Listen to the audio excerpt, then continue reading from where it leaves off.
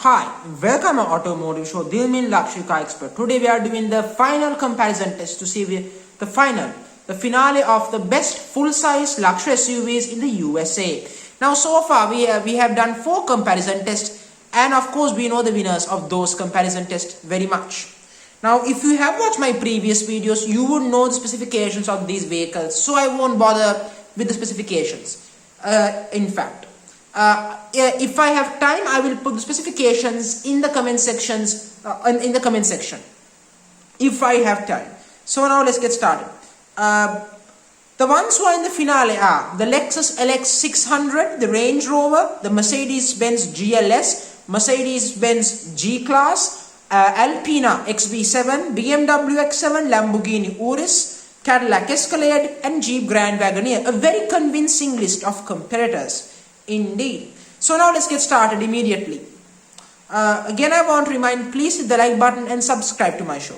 And specifications of these vehicles, if I have time, would be in the comment section or in the description. In terms of daily requirements, the Range Rover has the best interior, 10 out of 10. The GLS, 9 out of 10. And the G-Class, 8.5. And the XB7, 8. X7, 7.5. Yes, they look the same, but the Alpina has more craftsmanship, tad more craftsmanship and more special. 6 out of 10 for the Lexus LX. Compared for the European competition, it's a tad bland. And of course, you have the Jeep Grand Wagoneers. Interior is good, but it lacks the quality or the luxury of the Japanese or the Europeans. 5 out of 10. And the Cadillac, well, it is high-tech and luxurious, but compared to the competition, it falls behind. 4 out of 10. And the Lamborghini Urus, it's too sporty, 3 out of 10 in terms of interior design.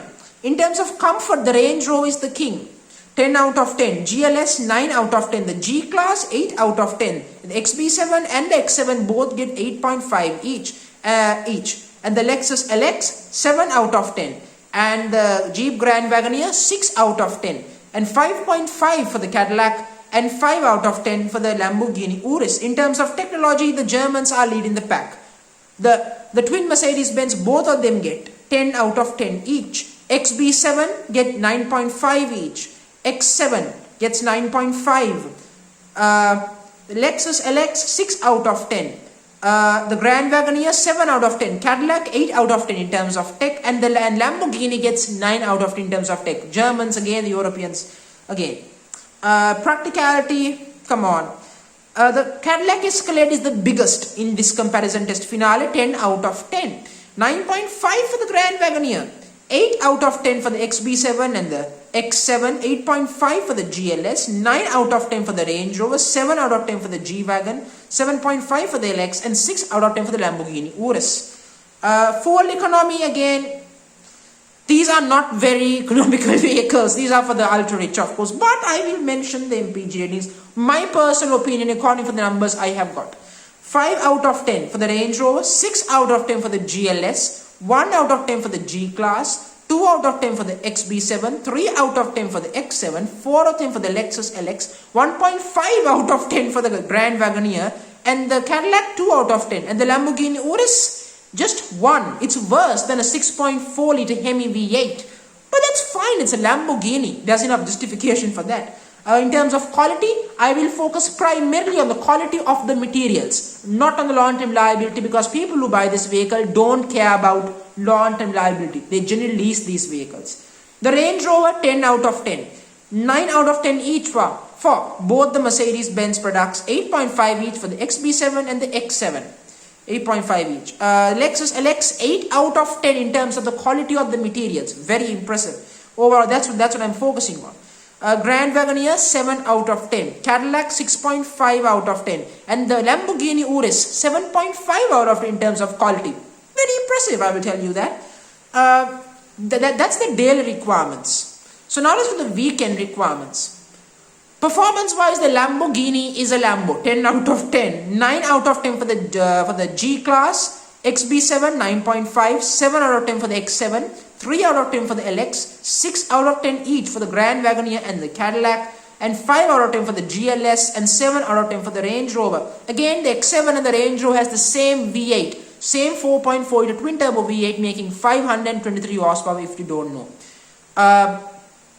In terms of handling, again, these are not sports cars except the Lamborghini. 10 out of 10, 7 out of 10 for the XB7, 6 out of 10 for the X7, 5 out of 10 for the Range Rover, 4 out of 10 for the GLS, 3 out of 10 for the G-Wagon, 2 out of 10 for the LX, and the Grand Wagoneer and the Cadillac Escalade are not very good to drive. They are just trucks, and they are not very refined trucks in my opinion. 1 out of 10 each for both of the Grand Wagoneer and Cadillac. 10 out of 10 for the Urus, if I forgot to tell you. Then of course in terms of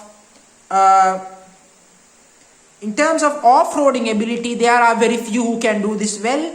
That's the Range Rover, 10 out of 10, the Lexus LX, 10 out of 10, the G-Wagon, 10 out of 10, 6 out of 10 for the GLS, 5 out of 10 each for the XB7 and the X5, 9 out of 10 each for the Grand Wagoneer and the Escalade. You see, Cadillac Escalade and the Grand Wagoneer are based on full-size trucks. Despite that, they are heavily compromised because of certain engineering decisions. They are not so capable off-road. Of course, they are not quite as the Land Cruiser or the G-Wagons are. 4 out of 10 for the Lamborghini Urus. It's a CUV, obviously. In terms of technology, in terms of towing capacity, 7 out of 10 for the Range Rover, 6 out of 10 for the GLS, 7 out of 10 for the G-Class, 6 out of 10 each for the XB7 and the X7, 8 out of 10 for the Lexus LX, 10 out of 10 for the Grand Wagoneer, 9 out of 10 for the Escalade, 5 out of 10 for the Lamborghini Urus in terms of towing. In terms of styling, this is my personal opinion. If you disagree with me, share your opinion in the comment section, please. 10 out of 10 for the Range Rover. For me, it's the best looker. There is no question. It's classy. It's so stately. There's no question. 10 out of 10. 8 out of 10 for the GLS. 10 out of 10 for the G-Wagon. It's iconic design. 7 out of 10 for the XB7. And 6.5 for the X7. Yep, the styling is now growing on me very much. 6 out of 10 for the Lexus LX. I think it looks good, but not good as the European competition. 4 out of 10 for the Grand Wagoneer. It does not look like a $100,000 SUV. I'm sorry. 5 out of 10 for the Escalade. Again, the Escalade is dull. It does nothing to it on the outside. 5 out of 10. 5 out of 10. 9 out of 10 for the Lamborghini Urus. For me, it's good, but it's not the best looking Lamborghini. There are a high standard of design if you're a Lamborghini SUV. So, yeah. In terms of brand prestige, this is very easy. 10 out of 10 for the Range Rover, 9 out of 10 for the GLS. Yes, 10 out of 10 for the G-Wagon, of course. 8.5 for the XB7. X7 gets 8. 7 out of 10 for the Lexus LX. 5 out of 10 each for the Grand Wagoneer and the Cadillac Escalade. Both of them are American, plus I don't see value or brand prestige in a $100,000 Jeep or a Cadillac. I'm sorry, call me old-fashioned or what, but that's my opinion. 9 and of course then 6 out of 10 for the Lamborghini Urus. It's a Lamborghini, but the Lamborghini LN002 wasn't quite a success story, so I'm going to hold off. They are giving a full good decent points. 6 out of 10 is fairly good. In terms of future classics, again, these are the ones that people will talk about 10-20 years from now. Of course, the Lexus LX will be in production for the next 15 years. So, yeah.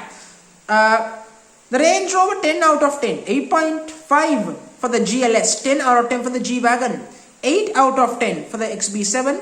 7.5 for the X7. 7 for the LX. 6 for the Grand Wagoneer. 5.5 for the Escalade. 6.5 for the Urus. In terms of what I think, what these out of 10, how good they are as future classics out of 10.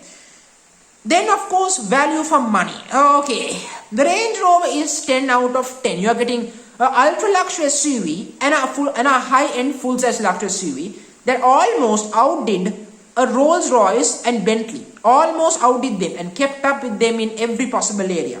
9 out of 10 for the GLS, very impressive. 9.5 for the G-Wagon. The G-Wagon is icon, no question. 8.5 for the XB7. It's an Alpina.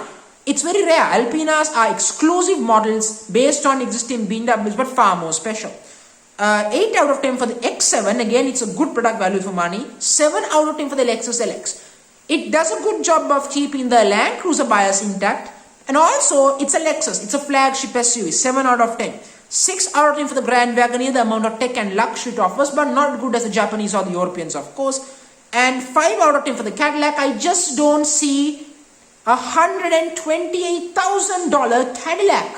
I'm sorry, this is the same company that makes the Cadillac XT4, the XT6 and XT5. I can't imagine someone should pay that much money for a company that makes a gussed up Chevy Traverse. I can't see it. I'm sorry, I just can't. And the Lamborghini Urus, the Lamborghini Urus is not too big, not too practical. It's also a problem for me personally. I will give it 4 out of 10. It's just too sporty to be a full-size luxury SUV. That's my opinion. I could be wrong, I could be right. Yeah, that's my personal opinion. So overall, which is the best full-size luxury SUV in the United States? That goes to the Range Rover with 122 points. The Mercedes-Benz G-Wagon, the G63 AMG, 112 points. The GLS 450, again, the GLS does have a V8 option, but it's not sold in the US for the 2022 model year because of chip shortage and certain issues. 107 points. And the Alpina XB7 gets 104 points. The Alpina XB7 is what a X7M is if BMW built it. Pretty much fair, to be honest.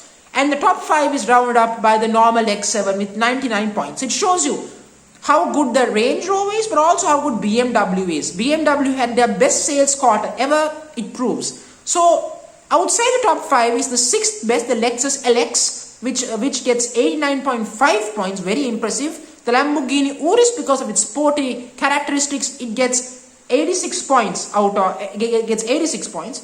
The Jeep Grand Wagoneer gets 83.3 points, and the Cadillac Escalade finishes dead last, not because it's bad, it's just not good as a competition. 81.5 points. So overall, you know who's the best. These are the best ones to have. Trust me, I'm an unbiased individual. I'm an unbiased automotive enthusiast. This is the truth. So please hit the like button and subscribe to my show, and also share your opinion in the comment section. Thank you very much.